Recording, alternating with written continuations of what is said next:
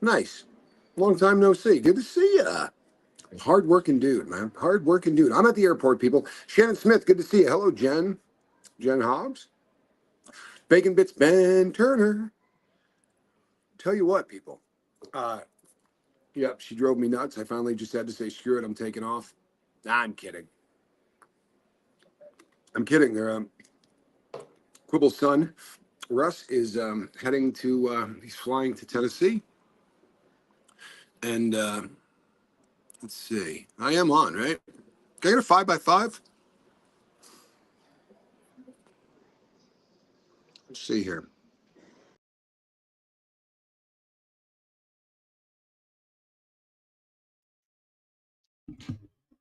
Please hold.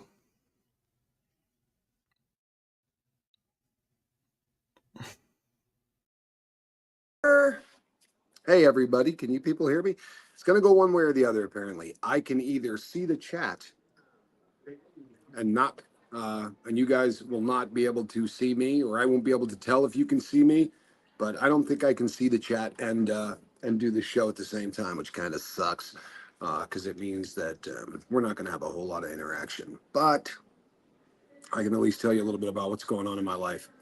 Really large bug on the window right behind the camera. It's kind of disturbing. I am at the airport where Quibble's son Huxley is getting ready to fly to Tennessee.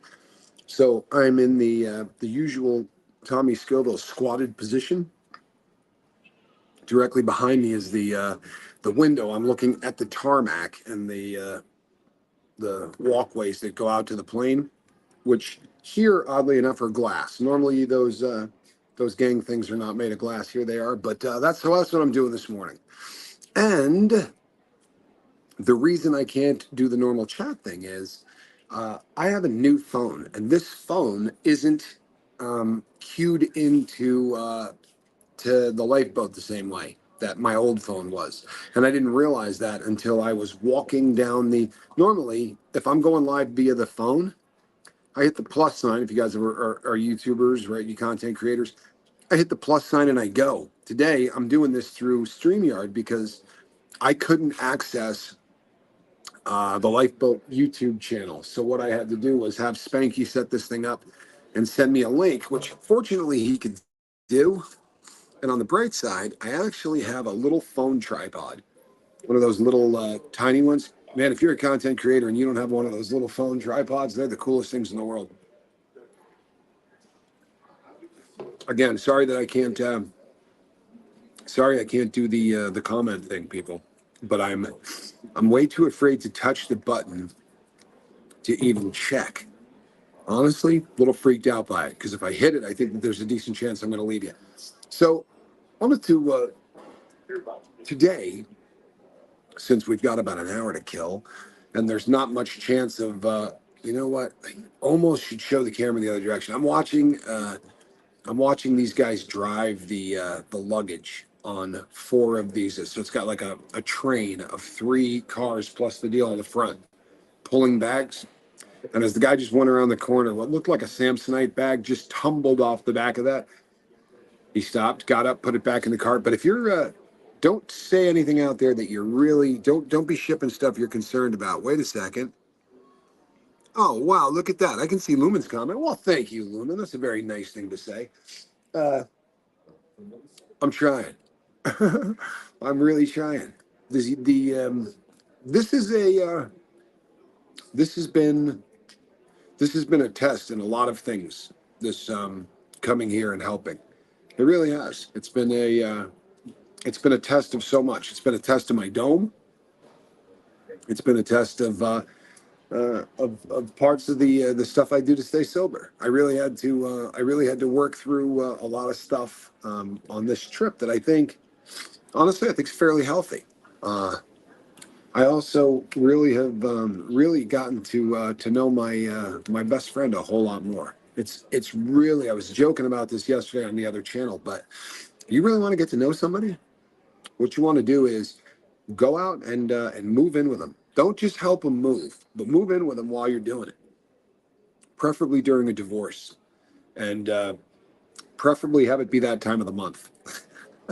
I'm not being funny. It is, and we were laughing about this yesterday. There's been a lot that has been sort of piled on this trip, and on top of it, my health is. I'm.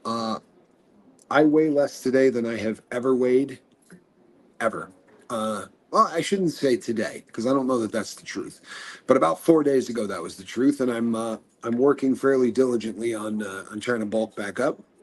Uh, this was by design. My weight loss was by design, and then it got. I don't know. I got to where I wanted to get to, and then we embarked on this move. And I'm not. I know that Quibble is going to be able to tell you so much more about all of this, and on her channel she's going to do that. I don't think it's my place to get into to a lot of that. But what I will say is I'm I'm really glad that all of this is coming to an end for all parties involved. But it it's been incredibly stressful for these two. You know, it really has. It's been incredibly stressful for my friend and for her boy, who's a resilient, 14-year-old, and you don't kids just don't seem like they have to put up like they're dealing with anything. They always just seem like they're bulletproof. But having lived through that life and now being an adult and watching Spanky and my daughter, and I just know that it's not as easy as the kid's making it look. He's really a good kid. But this has been a trip. It's been a struggle, but this has been an opportunity for me to test every single thing that I talk about every single day. For real. I'll tell you right now, if I wasn't journaling, people, I wouldn't be here. No joke. I would have taken back and gone home. I would have hauled a long time ago. We again, I joked about this the other day too, but we spent probably 6 hours packing. Where um, I joked about it. I said I kind of wanted to hold her head underwater, but it was only a little bit of a joke. We really went through some tough stuff, and I think having the opportunity to journal, having the opportunity to call people, to talk to the people in my life that are important to me. You know what I mean? Ellen Ballantyne, calling and checking in with me. And fortunately, I did also book my appointment right before I went live. I'm talking about one of the reasons that I was late going live. I'm sure Spanky thought I was floundering because he said, "Hey, I'm sending you another link." I didn't even really get a chance to try the first link because what's happened is that I right before going live, I got a text finally from Chris, from my therapist, who is back in the office, and I've set up an appointment, so that's a good thing. I'm pretty happy about that. But no joke, journaling, checking in with the five, all of the things that I talk about every single day are what's keeping me sane through. I promise you, someday down the road we will have a really long. I'll do a show sometime down the road with me and my partner from the other channel, and I'll give you an idea of just the how much I have been the mayor of Weirdville for the last say three or 4 weeks. This has been odd. However, it's not an experience I would trade for anything in the world. You may find that hard to believe, but I'm being super honest in this. This is not an experience that I would want to give up, and it's not fun. Not by any stretch of the imagination. It's not. It really isn't.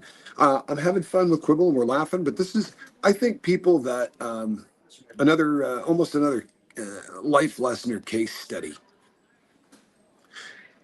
I talk a lot about prison because I spent a decent chunk of my life doing time, and we talk about how disturbing it is. You talk about the fights and stabbings and all of that. There's a lot of time, believe it or not, in prison spent laughing, and it's fairly dark humor most of the time. It's a dark bunch, but but it's a great example of how dark humor can keep people going. One of the yesterday, somebody in one of the comment section was talking about that we have the kind of humor that you see at hospitals, right? People in the medical field, doctors, nurses, EMTs. It's kind of dark, you know what I mean? And you have to, or you kind of go nuts. Prison is very much the same way, and so has this. This has been the exact same way, and fortunately, the people I'm with have great senses of humor. Seriously, Quibs and her kid both have great senses of humor. She is one of the funniest people I've ever met, and there have been so many opportunities for great laughs. It really is a life lesson, people. The and if you missed yesterday, shame on you, for real, shame on you. But we talked about the fresh start, right? We talked about the fact that every single Monday, right, when the sun comes up, most of America talks about things like heart attacks and bad weekends. It is an opportunity, virtually, uh, 52 times a year. You have an opportunity to say, you know what, this is it. This one I'm not screwing up. This one I'm going to do better than I did the previous one.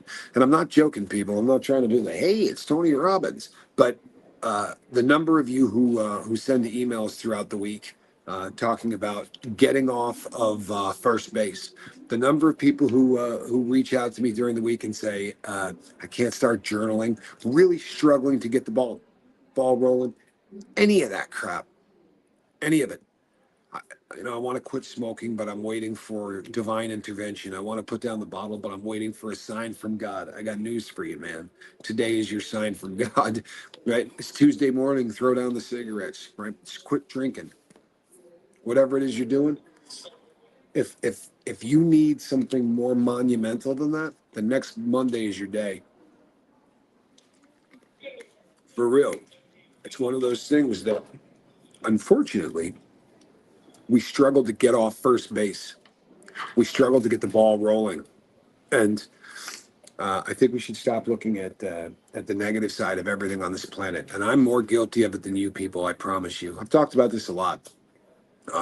One of my favorite expressions for a really long time was F my life. Not a great expression, right? Really not. Yet one that recently I find myself saying again. And it's bad. It really is. And sorry, this tripod is cinched down. What's bad is I don't mean it. I really don't. And I find myself saying it at the stupidest things. The frustration of packing makes you start talking stupid and acting silly. But the ability to motivate oneself is probably the greatest gift. Um, it's probably the greatest gift that my previous vacation instilled in me. Prior to going to prison the last time, I could not motivate myself. I needed somebody I needed a cue, is what I needed. I needed somebody that could get me fired up. And I would imagine that most people are that way, right? Most of us do need a little bit of a nudge in the right direction. There's a reason the lifeboat hit 20,000 people, right? I think we're a little below that now, but there's a reason we hit 20,000 people. The reason is most of the world needs a little nudge in the right direction, right? And I think that a lot of people can resonate with somebody that, well, it's got a little bass in their voice, and maybe somebody that's been through stuff that's worse than maybe what you're facing. And I know a lot of you are really going through some tough stuff, but I think that one of the reasons that people who have gotten through the joint, I mean, really and honestly, it's not something that it's usually not something you'd put on a resume, right? For I'm a guy that can help you, right? Trust me, I've been to the joint, right? It's not one of those things that normally you would want to stick on a resume. But I think I think I understand why it resonates. Trying to it's one of those places that that it does take something a little bit different. Every single day you got to get up knowing that you're in the shittiest environment on earth. There's really no place on planet Earth that you'd rather be, that you'd less rather be at than incarcerated. But every day you got to get up and you got to plant a smile on your face, right? You got to get up and go, you know what? This is what I've done. This is where I've put myself. And no matter where you are planted, you kind of got to bloom, right? You kind of got to blossom wherever you happen to be planted. And it's a difficult thing. It really is, to get up every day knowing that you're going to be in an environment of hate, racism, worse than any place you've ever seen, but just hate, right? Where there's not a lot of caring going on. We're really fortunate to be in a place that we don't have to deal with any of these things. I say all the time, and I think that I don't know if anything is quotable, maybe this is one of my more favorite expressions. But I think that freedom is wasted on the free. I really do. I talk about this a lot, but everybody should be incarcerated just for maybe a month, maybe two. But to have, and I'm not saying I'm a victim, people. I did it to myself. But having all of those freedoms taken from you will make you appreciate them in a way that you probably didn't before. You know what I mean? It's maybe the best gift, and I didn't get it the first time. Right? It took three tries, and the reason is, like with everything else in life, if you're drugging your mind, right? If you're knocking the edges off of a bad day by throwing back a few, or smoking something, or shooting something, when you start dulling all of that, when you start putting that chemical into you and dulling that, it's a pretty awful world. It's a fairly awful existence. It's probably not going to make sense to a lot of you, but I swear to God, I would rather be in prison, sober, than on the street, wasted. I cannot imagine. And I don't know how long most of you have been sober, but if you remember the very early days when I first got sober, everybody I looked at, I used to look to see if I thought they were wasted. Just one of those habits, right? And I think it's, I don't know whether it's romanticizing, or we want to feel a bit superior, or the life is just so fresh that everybody you look at, it's your first thought. I don't do that anymore. I'm rapidly approaching the 9-year mark at the end of this month, and I no longer look at people and do shit like that. I just don't. But I'll tell you what, I watched a guy today. I was nudging my partner on the way in. I don't think she knew what I was nudging her for, but there was a guy sitting just inside the door, and he was doing this one. During the boarding process, we want to make sure nobody. And I know that there were people sitting in there that thought, "Oh, you know what? This poor guy's tired." No, this guy's nodding at 9 o'clock in the morning. He's sitting in there with the nod on, and it's heartbreaking. It really is. It's heartbreaking because that cat sitting there on that bench is as far from free as anybody. Good God in heaven, is she reading an Encyclopedia Britannica? So as long as it's signed, not expired. Sorry, people. And that's what you'll need to board. And every once in a while, you get one of these people that's like me.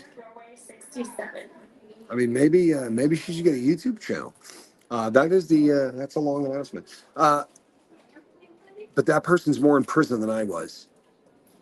If you're listening to the sound of my voice and you're incarcerated, right now, one or two of you may actually be inside. Believe it or not, I did get a text message from somebody who said they were watching me inside a California prison. I got not a text message, but an email from someone that said, "Hey, we're inside." I don't know if there's any truth to it, but I kind of got a kick out of that. If you're listening to the sound of my voice and you're incarcerated, right, with drugs or alcohol, I know you're not happy. I know you're not. And if you're telling yourself you are, it's a pretty sad world. But as long as I've been doing this, and that's 30 years getting high and 10 years trying to help people not get high, right? That's what I've basically done with with my life. Spent 30 years trying to get wasted, and then spent the 10 years trying to help people stop. But in those 40 years, I've never met a happy junkie. I haven't. And by the way, I'm not talking about heroin addicts. You can, I don't care what your poison is. That junkie to me covers all that. Really. Somebody the other day said to me, you shouldn't call yourself a junkie because I think everybody. I think it fits everybody. I'm not trying to be disrespectful, but if you're on junk, I don't care what the junk is. I don't care if you're drinking it, smoking it, shooting it. You're putting junk in your body because you can't cope. Well, it's probably a pretty good term for it, isn't it? Try to be disrespectful, but uh, it's it's no life. I swear to God, I'd rather be the type of incarcerated where I just can't leave. And I don't want. I'm never going to freely relinquish the power that I got in my head ever again. I gave up the ability to think willingly. Can you believe that? I willingly gave up the ability to think for decades, and I did it for peace that wasn't even real, right? I mean, that's why we do it. That's why we get the addiction, all of it, right? Pay attention. If you're one of those people who says you have a relative who uses drugs or alcohol and you can't figure out why, it's to buy peace, right?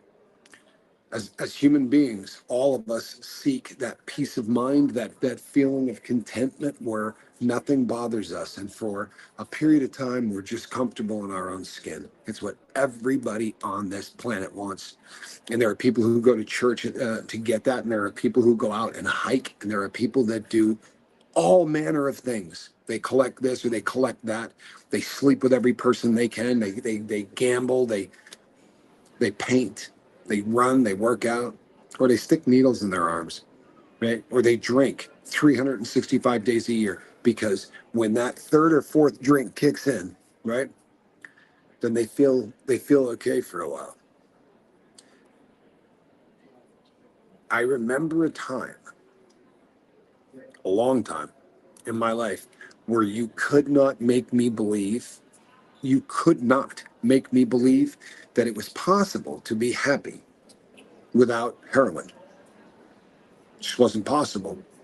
I knew, like, tomorrow the sun's going to come up, right? Like, tonight the sun's going to go down and it's going to be, another night. I knew that I had to buy my happiness by the gram. It didn't come any other way. That was something that was just a fact. And when a black dude said to me, it's not the case at all, man. You can be happy, completely content without any of that stuff in your body. I thought he was the dumbest person I had ever heard. I had heard a lot of other people say it too, but I thought, this guy's an idiot. This guy's an idiot. But you get to a point, I think, right, uh, where you hate being addicted so much that it's like it's like the Jack and the Beanstalk beans, man. I wanted so badly to be sober that I was willing to believe that it was possible, right? The meeting somebody, one of the first things he did, and I think it's genius. It's why group works, right? One of the first things that he did was bring me to a guy. Guy didn't look like me, right? He was a black dude, but he brought me to a dude and said, "Tell him how much dope you were doing." May sound really silly, people, but when I met somebody who was doing more dope than I was, and he was almost doing twice what I was doing, but when I met somebody that was doing more dope than I was, who got sober, all of a sudden, it's just as stupid as this sounds, man, but for the first time since I started getting high, there was a belief that if that dude can do it, I can do it. If he can do it, then I can do it. And I had kind of always been that person in everything, right? Show me something that somebody did. Show me instructions on how to do it. I'll figure it out, right? And I'll try to do it better. That's always kind of made sense to me. But I had never met anybody that was doing dope the way I did. And all of the people that I met would say, yeah, nobody does dope like me. It was a running joke that if I met Keith Richards, he would tell me to slow down. Any car seats, strollers, wheelchairs, walkers, and you have not seen us already for your destination tag. Be really honest. customer service podium. Thank you. They share one voice. It doesn't matter what city you're in. It doesn't matter what airport you're at. It doesn't matter where you're flying. The voice is always the exact same thing. Is that my imagination, people? Tell me the truth. People, if you're departing for, it's like pilots too. You get on an airplane, the pilot's voice is always the exact same thing. If you look out the left side of the aircraft, you know what I'm talking about? It's the exact same thing. So the point being, realizing that it could be done, seeing someone else that had done it, look around, right? All of the people that are talking to you in the comments section, all the people that are leaving comments, a lot of those people had habits way worse than yours. I was doing between $600 and $700 worth of heroin a day for decades. If was my habit worse than yours? Probably. It really probably was. But if it's not, I promise you there's somebody out there that had one. Because as bad as my habit was, there was a dude out there doing almost twice what I was doing who got clean. And I don't care what you were doing to get the dope, right? I know. I don't care what laws you've broken. I don't care the things that you've done when you allow dope to take control of the vehicle. Shouldn't be a shock when it gets driven into a wall. Am I right? Does this make sense? One of the saddest things to me on earth is the number of people who will piss away their entire lives because the fear of getting clean is so strong that they'd rather just flush their family down the toilet, flush their faith down the toilet, flush every aspect of their life and throw it away over the fear of what it's going to feel like for that first 4 or 5 days when you don't have that substance in your body. I'm not kidding. People get into their 70s and 80s and just have never stopped. It's horrific, but it's the reality of this disease. We have to break people out of that prison, and it's a I had to go to prison 3 times, right? I went to every rehab on the planet. I talked to the professionals and the people with the letters after their names and the initials after their names, and I went to Betty Ford. I went to a lot of really smoking places to go get help. But when the student is ready, when the teacher will appear, and the teacher for me was a dude named Q. If you're new to the boat, was a gentleman that took pity, right, on a dumb old white dude. And thank God he did. But if you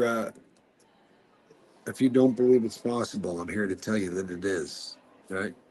I'm here to tell you that all it takes is the belief that uh, that life addicted sucks, and that the belief that you can get sober is real. And I'll tell you something. You don't know what form that is ever going to take. Do you understand? One of the craziest things in the world to me is that I was a 46-year-old bald white guy with a goatee. You know what I look like in prison as a bald white guy with a goatee and a bunch of tattoos? I look like every other bald white guy in prison with a goatee and a bunch of tattoos, and most of those people are fairly racist. So the odds that Q comes up and just starts talking to me in the first place. Black guys and white guys don't talk in federal prison. It's not allowed. It's not because they don't like each other. It's just that there's too much politics, they call it, allowed. I mean, that goes on for that to ever be allowed. So the fact that my best friend ends up being a black dude, the odds of that are 1 in a billion, right? In that environment. But for him to take pity on me and help me, because without him I'm not sober. Without him there's no channel, right? There's nobody here doing any of that if it wasn't for for the most unlikely of friendships, right?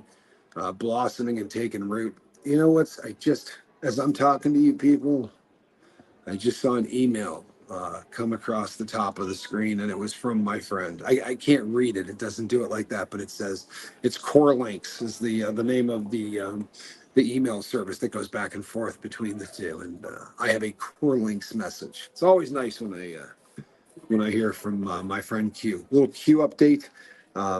He is he's doing well. I did a bit of an update last night. I have not spoken to him since then, but he just emailed me back. He again, he said, I've told everybody on the boat this multiple times, but he said that they're cranking up uniforms, man. That this is as hard as he's seen them work since right before the Gulf War. No conspiracy theory stuff here, but they're making a lot of uniforms, people. They're making a lot of uniforms. They're also really blowing out this airport. The on the other side, they have built an entire looks like one, two, three, four, five, six, looks 7 or 8 different um, terminals. What do they call those? Yeah, terminals. There's 3 new buildings over there. So this place is it's blowing up, and it's also dark, people. It looks like it is going to rain and rain ugly. Spanx Calhoun intends to be back this evening. He said he's going to make an attempt for the 5 o'clock show. I don't know. I don't know whether or not he's going to do the entire thing. He may be texting with you right now. He probably is. I don't want him doing the entire thing. I'll just go on the record saying that if he's doing an hour and a half, that's I consider that an error. It will be an error in judgment. So if he starts going long, I think you should all yell at him. In all honesty, I just would like to see him let that heal over as much as possible. So I'm hoping that he comes back tonight and maybe does half hour, 40 minutes, something like that, just a short little quickie. Yeah, little quick show to get in there and sort of get the ball rolling again, get his feet wet.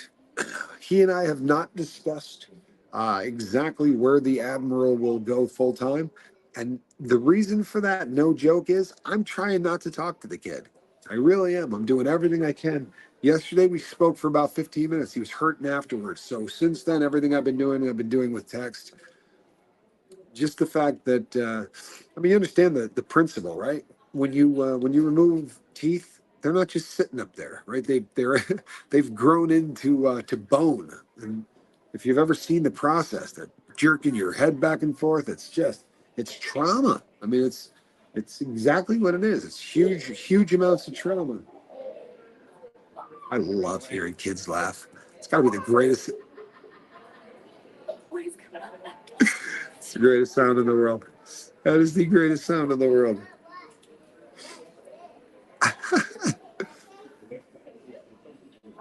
That's a pretty cute kid. Uh, the sound of kids laughing. If that's not a drug for you, there's something wrong with you. Honest to God, if that just doesn't, it's like petting an animal. You pet a cat. If that doesn't just calm you down. I don't want to know you. It makes me a bad guy, I guess. Or dog, same thing. You know what I mean? Like they're the kind of things that just kind of make all of us the same, I guess. Right? Nobody doesn't like a kitty video. Nobody doesn't like hearing a kid laugh. It's nothing funnier, right? Nothing happier. It's I don't know. Don't want to get too philosophical here on us, folks. It's kind of early in the morning, and I've been squatting for about 40 minutes. But not to get too philosophical, but honest to God, the things that you hear a kid laugh, and then you look around and the effect that it has on people, right? Everybody smiles. Everybody smiles. They hear your kid laugh. There is nobody on planet Earth, right, that doesn't. There's nobody on planet Earth that doesn't smile when they hear a child laugh. It's the most beautiful sound in the world, right? Until they can look and go, oh no, that kid's Arabic, right? And I'm a Jew. I hate that kid. That happens. Or I'm a Jew and the kid's Arabic. Right? That happens. I don't give a shit what color you are or who your parents pray to. Any kid making that sound, laughing, that should bring the world together. There's nobody on earth that should hate a kid, no matter what color he is or what he looks like or what he sounds like. The fact that there are people out there that are cool with that as a concept, well, we need to do something about that, man. As human beings, we know shit have to do something about that. We got to tighten up our game collectively as human beings. So it's probably a tall order, right? I mean, what do we say? There's nothing really I can do about it, right? How could I possibly affect something on the other side of the planet? You couldn't, right? You couldn't. How are you going to affect something in Gaza, right, from where you are? You can't, can you? At all. It's not something that you can do. I beg to differ. Yeah, I beg to differ. I think you can do something about it. What do you think of that? And not probably what you think. Yeah, you could donate, right? Right now, you can donate. The trucks ain't getting there anyway. But it doesn't matter that what you do. That how about this? How about just believing for a hot second that that concept and that theory of if maybe if I could just affect that little ripple, right? If everybody started a ripple of love, if everybody started a ripple of acceptance, if everybody started a ripple of kindness at the same time, I don't think there's anything on this planet we couldn't change, right? Sound like dreaming crazy crap? You've never tried it. I promise you, it's never been tried.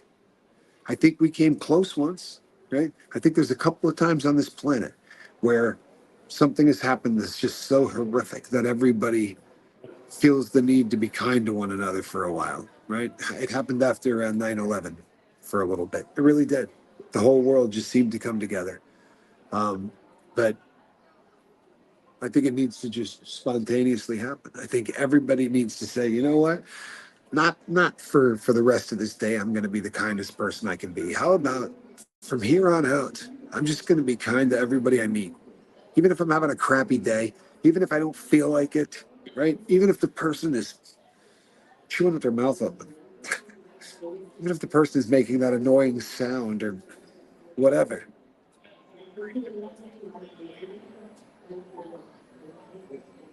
Maybe if everybody just decided to be a little bit nicer for a year, then those ripples would actually start affecting people in other places. Maybe even the asses who make decisions, right? Maybe even all the asshats who are in the decision making processes around the world. Maybe it would get to them. Man, this probably sounds like a pipe dream, you know? It does. I mean, I'm sure it sounds like a pipe dream. But everybody on earth told me that we would never get four people to show up and listen to someone talk about sobriety. Everybody I talked to said, "There's no way in hell, man. You're never going to get four people to watch a sobriety video. And if you do it, you sure as hell aren't going to get someone to watch it if you're not live." That was another one that they told me. So 100 people watch you live, you're not going to get more than 100 views. It's just not the truth. It's not even close. Nothing that people said.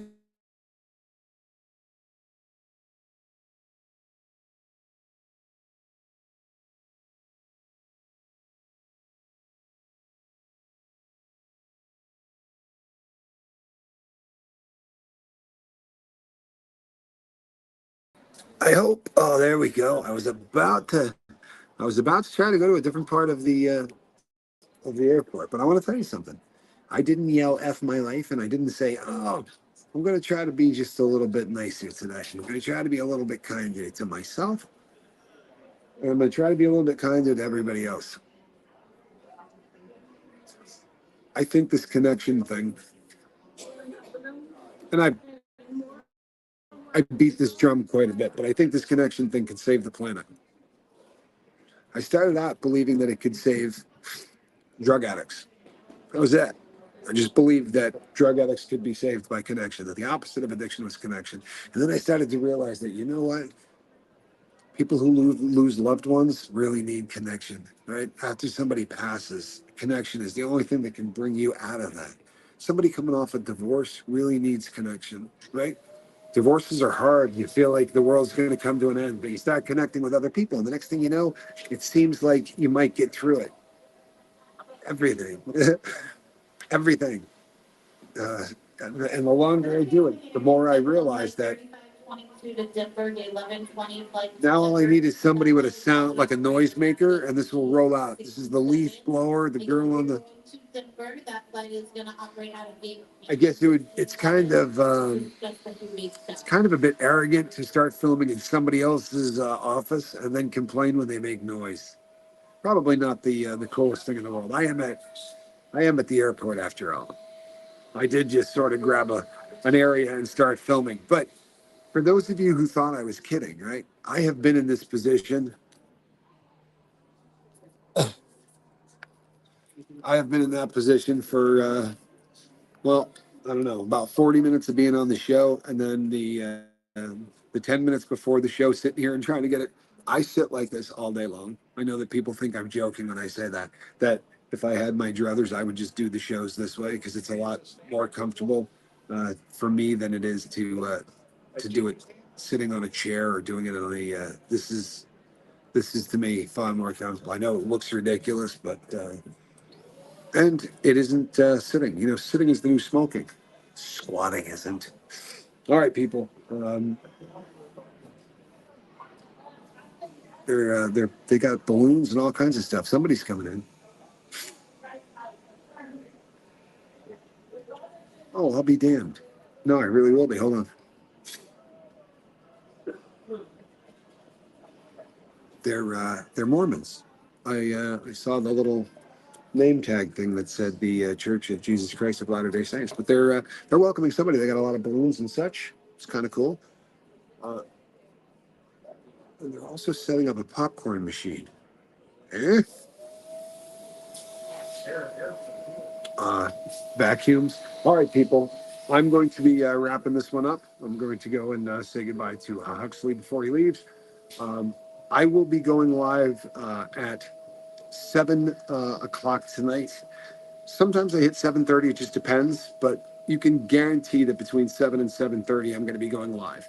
Calhoun is going to be shooting to do the normal 5 o'clock spot, and hopefully he doesn't push it. Hopefully he just goes there and does I'm back kind of a video, but not one that it's going to hurt his grill. That's the goal, I hope. And I'm also going to talk to the captain at length so that this week I can tell everybody what my time slot is going to be, when I'm going to be doing the lifeboat. I'm definitely going to be keeping a full-time gig here on the boat. I just don't know exactly what that time is going to be. But all right, people. I am the Admiral, Tommy Scoville. I wish I could have read all your comments today. I do appreciate all of you. By the way, you know what? I'm going to do it tonight. If please be here tonight. I want to do. There are some other people I want to thank. This has been a week where people really stepped up to help the lifeboat, and there's a lot of people that I need to thank for it because it's been kind of a miraculous week, in all honesty. Thank you for all you people do. You are the lifeboat. It's not me and it's not my kid and it's you are the lifeboat. And what makes this so damn cool is all of you. And I think you guys know that that's the truth. But boy, thank you for all that you do, and I will see all of you this evening, and hopefully Spanky will see all of you this evening as well. And you know what? If you've never checked out any of the ripples, the stuff that we do here on the boat, shame on you. Some of the best stuff that we do here is the stuff with the ripples. Honest to God, last week watching Mary and watching Needing a Meeting, it was I don't know, put a huge smile on my face. See all of you this evening. I am the Admiral, and I'm going to now stand up. We'll see you on the next one, people. Bye-bye.